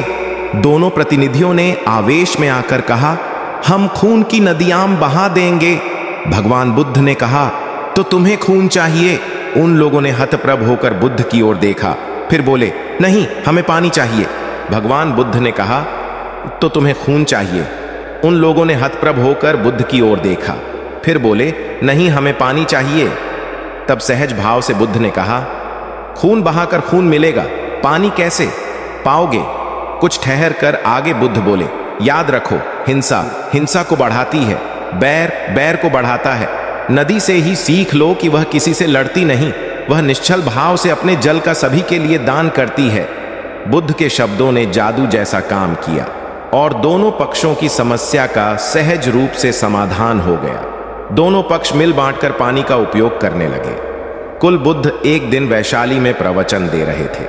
विशाल जनसमूह उन्हें अत्यंत शांति और तन्मयता से सुन रहा था। कहीं कोई शोर नहीं था, मात्र बुद्ध की वाणी गूंज रही थी। बुद्ध के शिष्यों के साथ उपस्थित लोग बुद्ध के अमृत वचनों का पान पूर्ण एकाग्रता से कर रहे थे। तभी उस शांत वातावरण में खलल उत्पन्न करती एक व्यक्ति की जोरदार आवाज आई, आज मुझे सभा में बैठने की अनुमति क्यों नहीं दी गई? बुद्ध उस व्यक्ति का चिल्लाना सुनकर भी मौन रहे। उस व्यक्ति ने पुनः चिल्लाकर यही प्रश्न पूछा। बुद्ध ने नेत्र बंद कर लिए। उनका एक शिष्य बोल उठा, भगवान, बाहर खड़े अपने इस शिष्य को अंदर आने की अनुमति दीजिए। बुद्ध ने नेत्र खोलकर कहा, नहीं, यह अस्पृश्य है। शिष्यगण बुद्ध के मुंह से अस्पृश्य शब्द सुनकर विस्मित हुए और उन्होंने पूछा, वह अस्पृश्य क्यों? कैसे? भगवान, आपके धर्म में तो जात पात का भेद नहीं है। बुद्ध बोले, आज यह क्रोध में आया है। क्रोध से जीवन की एकता भंग होती है। क्रोध ही मानसिक हिंसा करता है। किसी भी कारण से क्रोध करने वाला अस्पृश्य है। उसे कुछ देर तक स्मरण कर लेना चाहिए कि अहिंसा परम धर्म है। कथा का उपदेश यह है कि क्रोध एक असात्विक भाव है जो कर्ता और भोक्ता दोनों के लिए हानिकारक होता है। अतः इससे बचते हुए शांति से विचारने व कार्य करने की प्रवृत्ति अपनानी चाहिए। शांत मन और मस्तिष्क ही विवेकपूर्ण निर्णय लेने में सक्षम होते हैं। बौद्ध संघ के एक भिक्षु को कोई गंभीर रोग हो गया। उसकी हालत इतनी खराब हो गई कि वह चल फिर भी नहीं सकता था और मल मूत्र में लिपटा पड़ा रहता था। उसकी यह हालत देख उसके साथी भिक्षु भी उसके पास नहीं आते और घृणा से मुंह फेरकर आसपास से निकल जाते थे। कुछ दिनों बाद बुद्ध को यह बात पता चली तो वे तत्काल अपने प्रिय शिष्य आनंद के साथ उस भिक्षु के पास पहुंचे। उसकी दयनीय दशा से उन्हें घोर कष्ट हुआ। उन्होंने भिक्षु से पूछा, तुम्हें कौन सा रोग हुआ है? भिक्षु बोला, भगवान, मुझे पेट की बीमारी है। बुद्ध ने स्नेह से उसके सिर पर हाथ फेरते हुए प्रश्न किया, क्या तुम्हारी परिचर्या करने वाला कोई नहीं है? भिक्षु की ना सुनते ही बुद्ध ने आनंद से कहा, पानी लेकर आओ, हम लोग पहले इसका शरीर स्वच्छ करेंगे। आनंद पानी लेकर आए। फिर बुद्ध ने भिक्षु के शरीर पर पानी डाला और आनंद ने उसके मल मूत्र को साफ किया। अच्छी तरह धो पोंछ कर बुद्ध ने भिक्षु के सिर को पकड़ा और आनंद ने पैरों को। इस प्रकार उसे उठाकर चारपाई पर लिटा दिया। फिर बुद्ध ने सारे भिक्षुओं को एकत्रित कर उन्हें समझाया, भिक्षुओं, तुम्हारे माता नहीं, पिता नहीं, भाई नहीं, बहन नहीं जो तुम्हारी सेवा करेंगे। यदि तुम परस्पर एक दूसरे की सेवा और देखभाल नहीं करोगे तो फिर कौन करेगा? याद रखो, जो रोगी की सेवा करता है वह ईश्वर की सेवा करता है। दीनहीन के प्रति करुणा व सेवा का भाव इस जगत को बुद्ध का सबसे बड़ा संदेश है, जो प्रत्येक देश काल परिस्थिति में प्रासंगिक है। गौतम सिद्धार्थ बुद्धत्व प्राप्त करके महात्मा बुद्ध बन गए। सत्य, अहिंसा और दया की मूर्ति बुद्ध अपने शिष्यों के साथ एक गांव में पहुंचे। कुछ अज्ञानी लोग उनके विरोधी थे। वे बुद्ध को अपशब्द कहने लगे। बुद्ध के शिष्यों को बहुत बुरा लगा, मगर बुद्ध ने उन्हें समझाया, ये लोग तो केवल अपशब्द ही कह रहे हैं। अगर ये पत्थर भी मार रहे होते तो भी मैं कहता कि मारने दो। मैं जानता हूं कि ये लोग कुछ कहना चाहते हैं, लेकिन क्रोध के मारे वह कह नहीं पा रहे हैं। 10 साल पहले यदि यही लोग मुझे गाली देते तो मैं इन्हें भी गाली देता, लेकिन अब तो लेन देन से मुक्ति मिल चुकी है। क्रोध से अपशब्द निकलते हैं। यहां तो क्रोध भवन कब का ढह चुका है। अपशब्द कहने वाले बड़ी मुश्किल में पड़ गए। तभी बुद्ध ने अपने शिष्यों से पूछा, इस गांव में कुछ लोग अपशब्द कह रहे हैं, इन्हें बताओ कि वहां के लोग फल और मिठाइयां लेकर आए थे। बुद्ध ने पूछा, फिर मैंने क्या किया था? शिष्यों ने बताया, आपने सारे फल और मिठाइयां यह कहकर वापस कर दी कि अब लेने वाला विदा हो चुका है, इन्हें वापस ले जाओ। आपने कहा था कि 10 साल पहले आते तो मैं सारे उपहार ले लेता। बुद्ध ने पूछा, फिर उन लोगों ने मिठाइयों का क्या किया होगा? शिष्यों ने बताया, गांव में बांट दी होगी। बुद्ध बोले, उन लोगों ने मिठाइयां गांव में बांट दी, लेकिन मैं उन लोगों से कहूंगा कि अपशब्द में न बांटें। बुद्ध फिर बोले, ये लोग अपशब्दों के थाल सजाकर लाए हैं, लेकिन ये गलत आदमी के पास आ गए हैं। ये मुझसे क्रोध नहीं करवा सकते। ठीक खूंटी की तरह जो किसी को नहीं टांगती, लोग उस पर वस्त्र टांग देते हैं। एक बार जैतवन के सभी ग्रामवासी भगवान बुद्ध के दर्शन करने और उपदेश सुनने के लिए एकत्र हुए। उस समय महाकश्यप, मौदगल्यायन, सारिपुत्र, चुंद और देवदत्त जैसे प्रबुद्ध जन बुद्ध के साथ धर्म विषय गंभीर चर्चा में तन्मय थे। ग्रामवासी थोड़ा ठिठक कर खड़े हो गए, क्योंकि इतने ज्ञानी जनों के बीच उन सभी को असहज सा महसूस हो रहा था। कुछ देर बाद बुद्ध की दृष्टि इन ग्रामवासियों पर पड़ी। उन्होंने तुरंत धर्म चर्चा रोक दी। प्रबुद्ध जन बुद्ध के इस व्यवहार पर चकित हो उठे और प्रश्नात्मक दृष्टि से उनको ओर देखा। बुद्ध अनाथ पिंडक नामक जिज्ञासु से बोले, भद्र, उठो, सामने ब्राह्मण मंडली खड़ी है, उन्हें आसन दो और आतिथ्य की सामग्री ले आओ। अनाथ पिंडक ने पीछे मुड़कर देखा तो उसे ब्राह्मण मंडली तो कहीं नहीं दिखी। मैले कुचैले या फटे वस्त्रों में खड़े ग्रामवासियों का झुंड दिखाई दिया। पिंडक ने शक्ति स्वर में कहा, देव, उन लोगों में एक भी ब्राह्मण नहीं है। ये सभी तो निम्न जाति के हैं, कई तो इनमें शूद्र हैं। बुद्ध गंभीर होकर बोले, पिंडक, जो व्यक्ति सदा श्रद्धावान है वह ब्राह्मण ही है। ये लोग प्रयोजन के लिए भावयुक्त होकर आए हैं, इसलिए इस समय तो ये ब्राह्मण ही हैं। अत तुम इनका समुचित सत्कार करो। कथा का इंगित यह है कि व्यक्ति जन्म से नहीं, कर्म से ब्राह्मण होता है।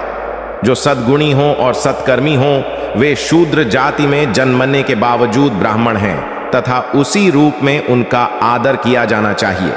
यदि जीवन का संतुलन बिगड़ा और थकान आई तो समझ लीजिए कि बीमारी आई, और यदि वापस ऊर्जा अर्जित करने के लिए विश्राम किया जा रहा है तो ऐसी थकान वरदान भी साबित हो सकती है। इन दिनों जिस तरह की हमारी जीवन शैली है, इसमें असंतुलन बहुत अधिक है। सुबह उठने से लेकर रात को सोने तक शरीर की कुछ नियमित क्रियाएं हैं, आदमी उसे भूल गया है। गौतम बुद्ध बहुत काम करते पर कभी थकते नहीं थे। आज भी कई साधु संत उतना ही परिश्रम कर रहे हैं जितना एक कॉर्पोरेट जगत का सफल व्यक्ति करता है, और जब वे रात को सोते हैं तो पूरी बेफिक्री के साथ। बुद्ध से उनके शिष्यों ने एक बार पूछा था, आप थकते नहीं? बुद्ध का उत्तर था, जब मैं कुछ करता ही नहीं तो थकूंगा कैसे? बात सुनने में अजीब लगती है, लेकिन है बड़ी गहरी। अध्यात्म ने इसे साक्षी भाव कहा है। स्वयं को करते हुए देखना, यह वह स्थिति होती है जब तन सक्रिय और मन विश्राम की मुद्रा में होता है। आज ज्यादातर लोग असमय, अकारण थक जाते हैं, जिसका एक बड़ा कारण असंतुलित जीवन है। एक होता है थकान को महसूस करना, और दूसरा है स्वाभाविक थकान, जिस समय आपकी रुचियों, इच्छाओं और मूल स्वभाव में धीमापन आने लगे, अकारण चिड़चिड़ाहट हो जाए। समझ लें कि यह थकान बीमारी है। इसलिए प्रतिदिन योग, प्राणायाम और ध्यान करें। ये क्रियाएं अपने आप में एक विश्राम है। करने वाला कोई और है, हम तो महज उसके हाथों की कठपुतली हैं। ये मनोभाव भी थकान को मिटाएगा। क्या दिक्कत है ऐसा सोच लेने में? महात्मा बुद्ध ज्ञान प्राप्ति के लिए घोर तप में लगे थे। उन्होंने शरीर को काफी कष्ट दिया, यात्राएं की, घने जंगलों में कठिन साधना की, पर आत्मज्ञान की प्राप्ति नहीं हुई। निराश हो बुद्ध सोचने लगे, मैंने अभी तक कुछ भी प्राप्त नहीं किया, अब आगे क्या कर पाऊंगा। निराशा, अविश्वास के इन नकारात्मक भावों ने उन्हें क्षुब्ध कर दिया। कुछ ही क्षणों के बाद उन्हें प्यास लगी। वे थोड़ी दूर स्थित एक झील तक पहुंचे। वहां उन्होंने एक दृश्य देखा कि एक नही सी गिलहरी के 2 बच्चे झील में डूब गए।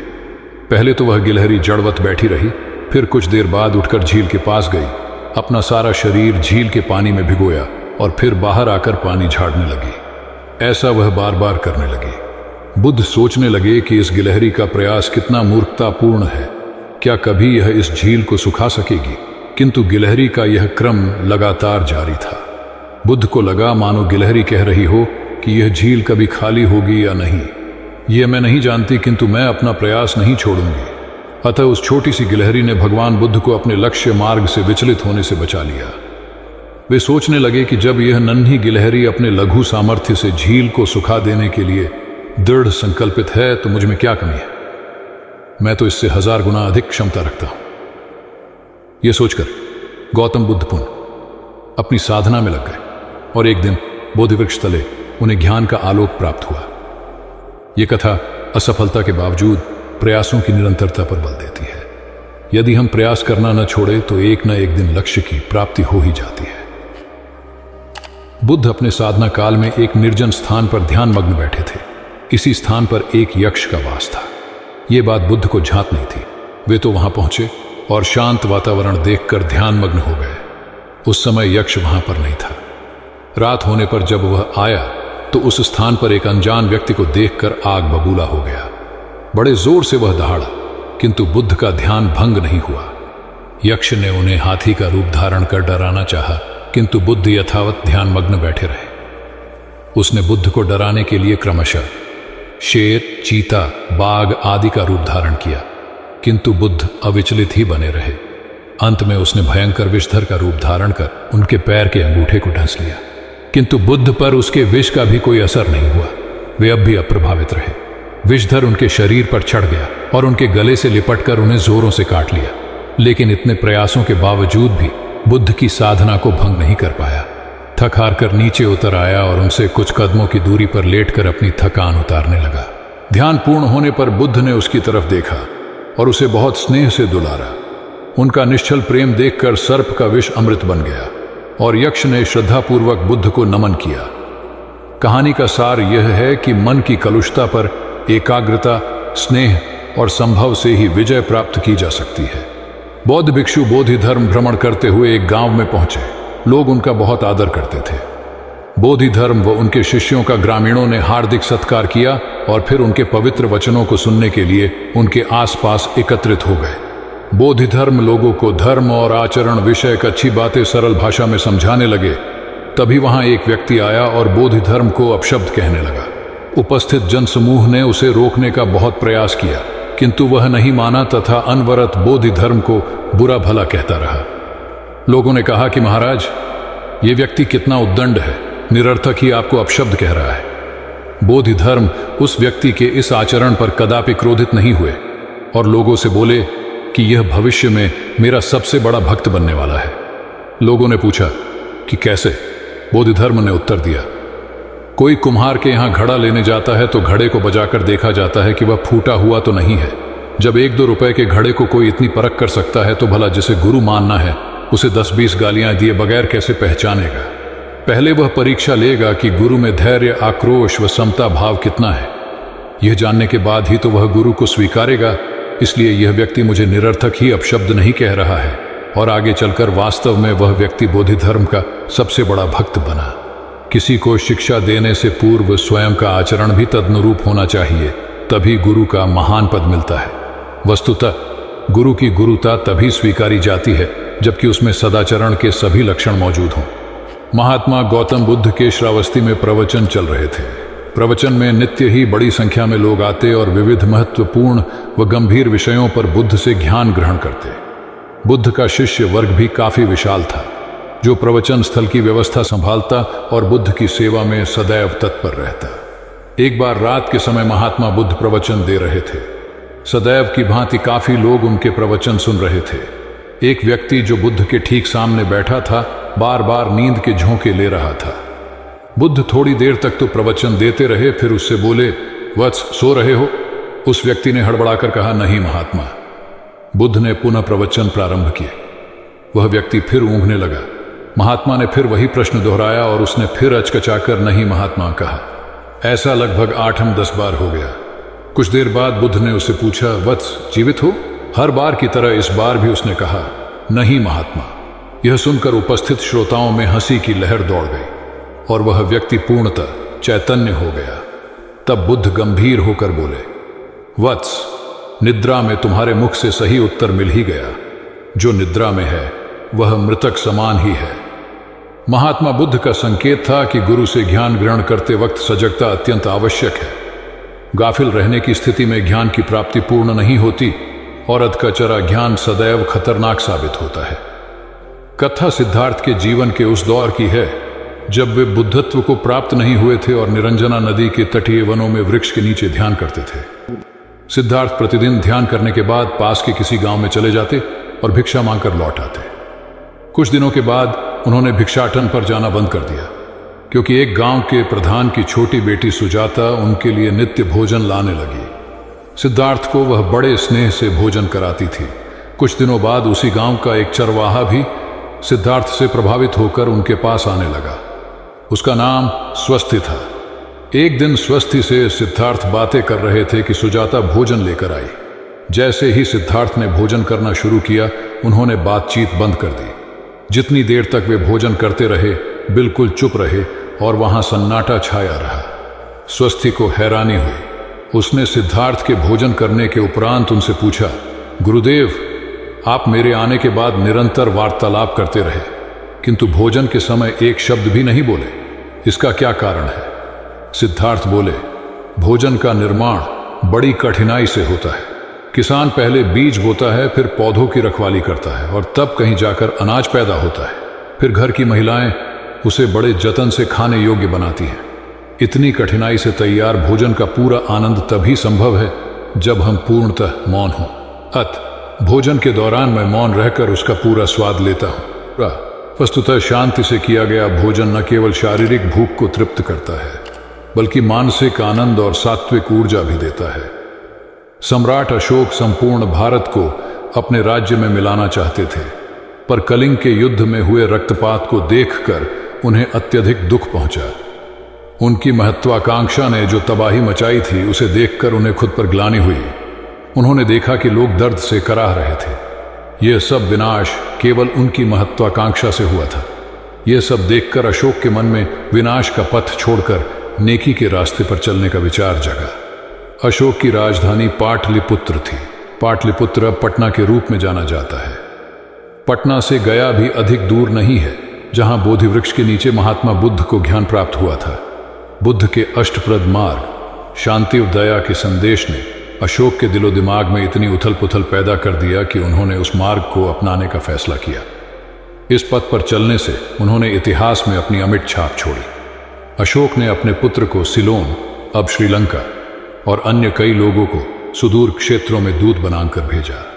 एक निर्दयी महत्वाकांक्षा एक ऐसे पवित्र उद्देश्य में बदल चुकी थी जिसमें कुछ अच्छा कर गुजरने की, करुणा और प्रेम के संदेश को चारों ओर फैलाने की इच्छा थी। करुणा केवल दया भावना मात्र नहीं है, यह आपके अंदर दूसरों की मदद करने की तीव्र इच्छा पैदा करती है। इसी भावना ने बुद्ध को भगवान और अशोक को महान बनाया। तथागत बुद्ध उन दिनों मगध प्रवास पर थे। साथ में शिष्यों का बड़ा समूह भी था। प्रतिदिन बुद्ध के प्रवचन होते, जिनका लाभ लेने के लिए बड़ी संख्या में लोग आते। इन लोगों में साधारण जन के साथ विशिष्ट हस्तियां भी शामिल रहती थी। हालांकि बुद्ध सभी के प्रति समान रूप से प्रेम व आत्मीयता का व्यवहार रखते थे। इन लोगों में नगर सेठ का पुत्र भी था, जो बड़े ध्यान से बुद्ध के प्रवचन सुनता था। वह नित्य ही बुद्ध के शिष्यों के समक्ष बुद्ध की तारीफों के पुल बांधता और धन्य धन्य भाव से घर जाता। एक दिन प्रवचन समाप्त होने के बाद उसने किसी शिष्य से कहकर बुद्ध से मिलने की हार्दिक इच्छा प्रकट की।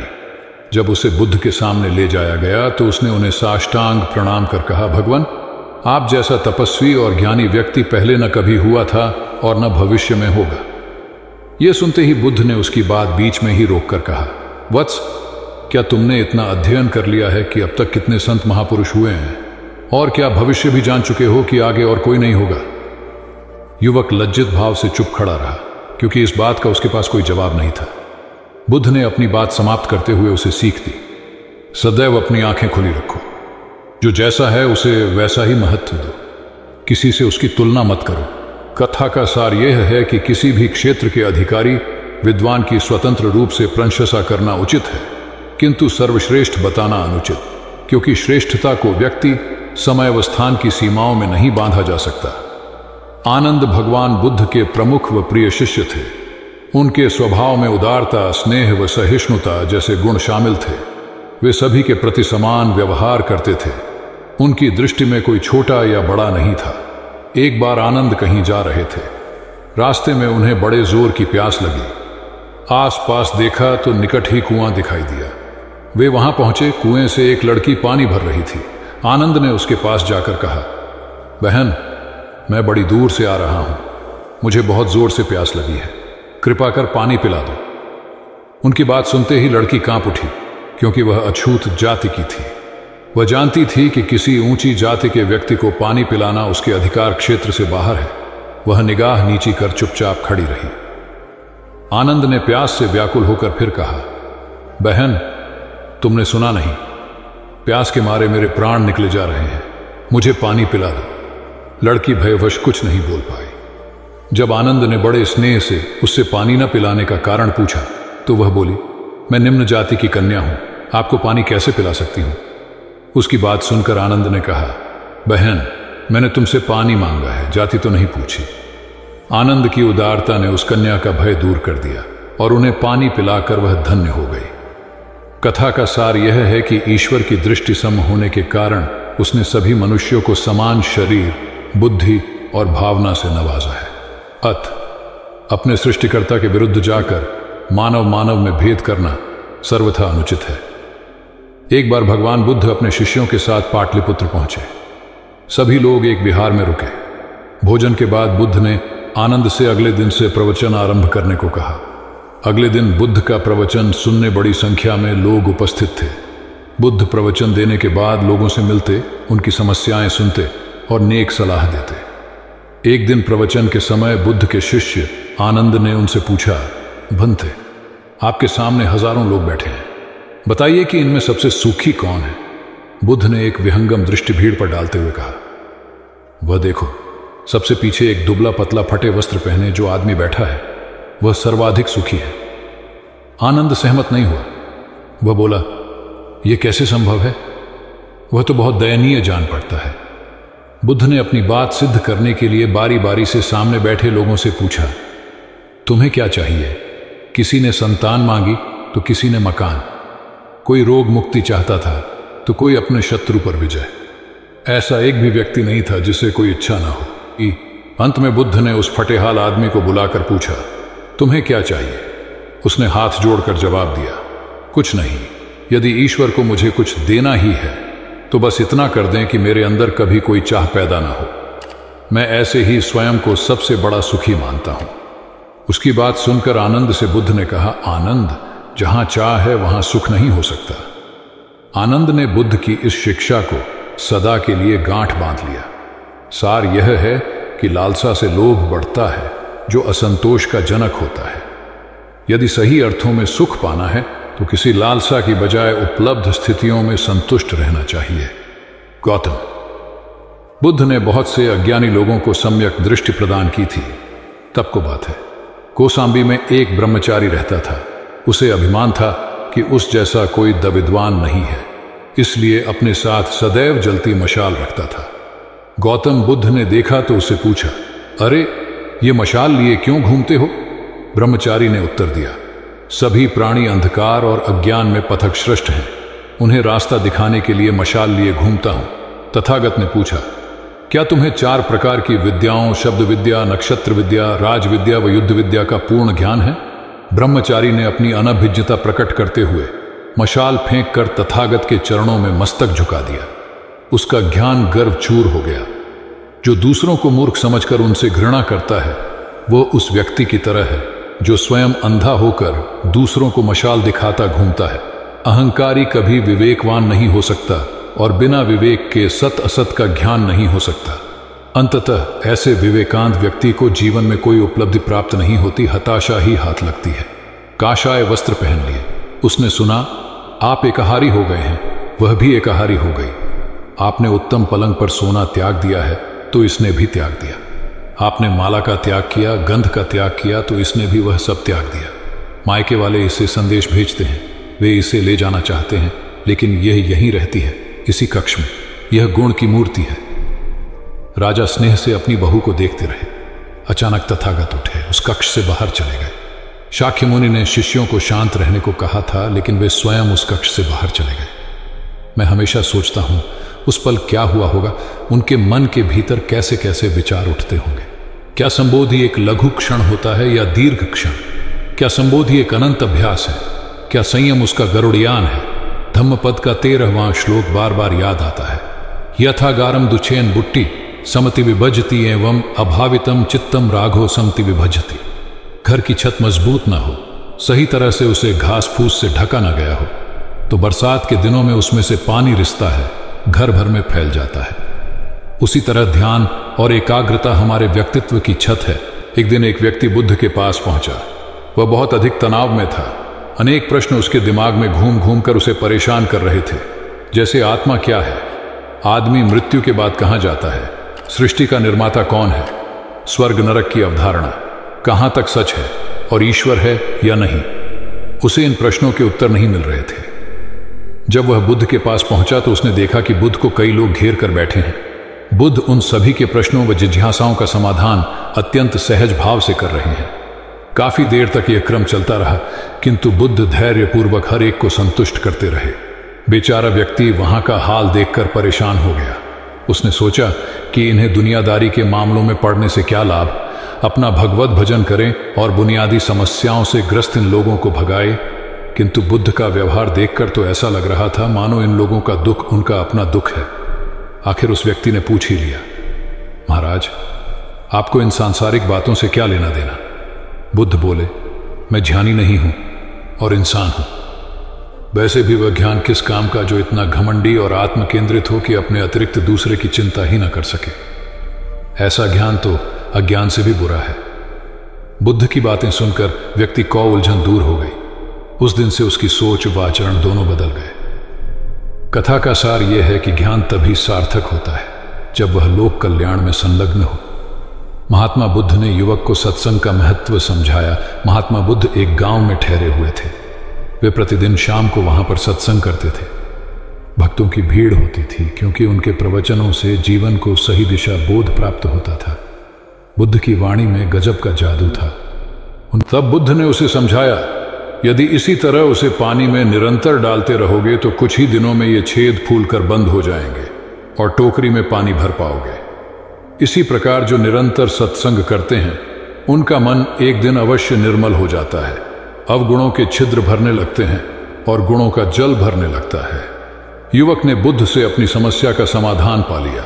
निरंतर सत्संग से दुर्जन भी सज्जन हो जाते हैं, क्योंकि महापुरुषों की पवित्र वाणी उनके मानसिक विकारों को दूर कर उनमें सद्विचारों का आलोक प्रसारित कर देती है। एक आदमी को बुद्ध ने सुझाव दिया कि दूर से पानी लाते हो, क्यों नहीं अपने घर के पास एक कुआं खोद लेते? हमेशा के लिए पानी की समस्या से छुटकारा मिल जाएगा। सलाह मानकर उस आदमी ने कुआं खोदना शुरू किया, लेकिन 7-8 फीट खोदने के बाद उसे पानी तो क्या, गीली मिट्टी का भी चिन्ह नहीं मिला। उसने वह जगह छोड़कर दूसरी जगह खुदाई शुरू की, लेकिन 10 फीट खोदने के बाद भी उसमें पानी नहीं निकला। उसने फिर तीसरी जगह कुआं खोदना शुरू किया, लेकिन यहां भी उसे निराशा ही हाथ लगी। इस क्रम में उसने 8-10 फीट के 10 कुएं खोद डाले, लेकिन पानी कहीं नहीं मिला। वह निराश होकर बुद्ध के पास गया। उसने बुद्ध को बताया कि मैंने 10 कुएं खोद डाले, मगर पानी एक में भी नहीं निकला। बुद्ध को आश्चर्य हुआ। वे स्वयं चलकर उस स्थान पर आए जहां उसने 10 गड्ढे खोदे हुए थे। बुद्ध ने उन गड्ढों की गहराई देखी और सारा माजरा समझ गए। फिर वे बोले, 10 कुएं खोदने की बजाय एक कुएं में ही तुम अपना सारा परिश्रम लगाते तो पानी कब का मिल गया होता। तुम सब गड्ढों को बंद कर दो, केवल एक को गहरा करते जाओ, पानी निकल आएगा। उसने बुद्ध को बात मानकर ऐसा ही किया। परिणाम स्वरूप कुआं पूर्ण होते ही पानी निकल आया। सबने भगवान बुद्ध की जय जयकार की। धन्ना सेठ के पास 7 पुश्तों के पालन पोषण जितना धन था। उसका व्यापार चारों तरफ फैला हुआ था, किंतु फिर भी उसका मन अशांत रहता था। कभी धन की सुरक्षा की चिंता तो कभी व्यापारिक प्रतिस्पर्धा में आगे निकलने का तनाव। चिंता और तनाव के कारण वह अस्वस्थ रहने लगा। उसके मित्र ने उसकी गिरती दशा देखी तो उसे बुद्ध के पास जाने की सलाह दी। सेठ बुद्ध के पास पहुंचा और अपनी समस्या बताई। बुद्ध ने उसे सांत्वना देते हुए कहा, तुम घबराओ मत, तुम्हारा कष्ट अवश्य दूर होगा। बस तुम यहां कुछ दिन रहकर प्रभु का ध्यान किया करो। बुद्ध के कहे अनुसार सेठ ने रोज ध्यान करना शुरू कर दिया, किंतु सेठ का मन ध्यान में नहीं लगा। वह जैसे ही ध्यान करने बैठता, उसका मन फिर अपनी दुनिया में चला जाता। उसने बुद्ध को यह बात बताई, किंतु बुद्ध ने कोई उपाय नहीं बताया। थोड़ी देर बाद जब सेठ बुद्ध के साथ वन में सायंकालीन भ्रमण कर रहा था तो उसके पैर में एक कांटा चुभ गया। वह दर्द के मारे कराहने लगा। बुद्ध ने कहा, बेहतर होगा कि तुम जी कड़ाकर कांटे को निकाल दो, तब इस दर्द से मुक्ति मिल जाएगी। सेठ ने मन कड़ाकर कांटा निकाल दिया। उसे चैन मिल गया। तब बुद्ध ने उसे समझाया, ऐसे ही लोभ, मोह, क्रोध, घमंड व द्वेष के कांटे तुम्हारे मन में गड़े हैं। जब तक अपने मन की संकल्प शक्ति से उन्हें नहीं निकालोगे, अशांत ही रहोगे। सेठ का अज्ञान बुद्ध के इन शब्दों से दूर हो गया और उसने निर्मल हृदय की राह पकड़ ली। अपनी कुप्रवृत्तियों से मुक्ति के लिए संकल्पबद्धता अनिवार्य है। जब तक व्यक्ति दृढ़ निश्चय न कर ले, वह अपनी गलत आदतों से मुक्त नहीं हो सकता। बुद्ध की शिक्षा से गांव का उद्धार हुआ एक युवक ने बुद्ध से आकर कहा, मेरा गांव अशिक्षित है। मैं अपने परिवार से झगड़कर थोड़ा बहुत पढ़ पाया हूं। आगे और पढ़ना चाहता हूं, किंतु सभी रोक रहे हैं। घर के लोग सोचते हैं कि खेती में खूब पैसा है और उसके लिए किसी शिक्षा की आवश्यकता नहीं है। यही सोच गांव वालों की भी है। कृपया आप मेरे गांव चलकर वहां शिक्षा का प्रसार करवाइए। बुद्ध युवक की बात मानकर गांव आ गए। धर्मभीरू ग्रामीणों ने बुद्ध का सत्कार किया और रोज उनके प्रवचन सुनने आने लगे। बुद्ध जब भी शिक्षा का महत्व बताते, ग्रामीण विरोधी मत रखते। एक दिन एक महिला अपने 5 साल के बच्चे के लिए पूछने लगी कि उसे किस उम्र से शिक्षा दिलवाए। तब बुद्ध ने समझाया कि तुम्हें तो 5 वर्ष पूर्व उसकी शिक्षा शुरू कर देनी थी।